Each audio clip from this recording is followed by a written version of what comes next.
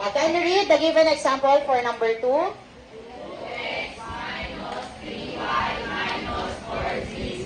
Okay, again, since ang ating pattern ay isa lang, at meron tayong subtraction operation, meaning ang magiging sign po ng second term ay negative. At ganun din po yung third term, magiging negative kapag subtraction ang operation. Step 1, write the pattern. This is the pattern na po. Step 2, identify the value of A, the value of B, and the value of C. What is A here? What is the first term? 2x. What is the second term? What is the sign? This will become negative 3y. And then what is the third term?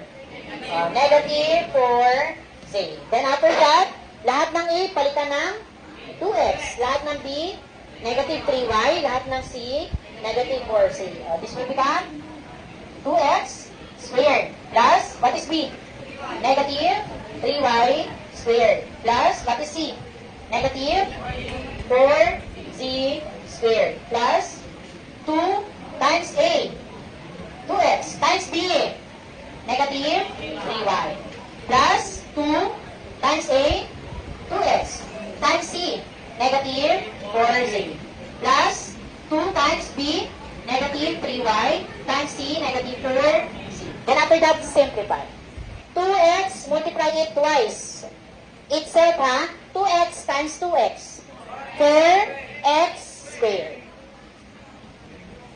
Plus, 3, negative times negative. Magiging positive na yan. Then 3 times 3, 9. Y times y. Y squared. Plus, negative times negative. Positive. 4 times 4. 16. Then z times z. Z squared. This will become 16.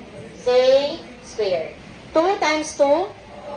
4 times negative 3. Negative 12 x 1. Okay, magiging negative to, anak.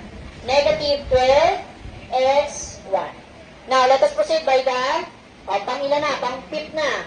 Times 2. 4. 4 times negative 4. Negative 16. Then x times a. X, z. Just combine na lang po. Next, 2 times negative 3. Negative 6 times negative 4. Positive, negative. Negative times negative. Positive 24 na siya. Then, copy is y, z. Ito na yung sagot natin.